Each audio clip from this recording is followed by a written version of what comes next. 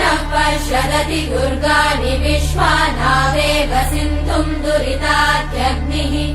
तामग्निवर्णाम् तपसा ज्वलन्तीम् भैरोचनीम् कर्मफलेषु जुष्टाम् दुर्गाम् देवीगुम् शरणमहम् प्रपद्ये सुतरसि तरसे नमः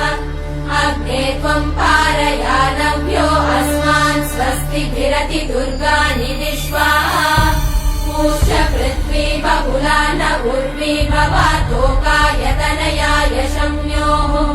विश्वानि नो दुर्गः जातवेदः सिन्धुन्न नावा दुरितातिवर्षि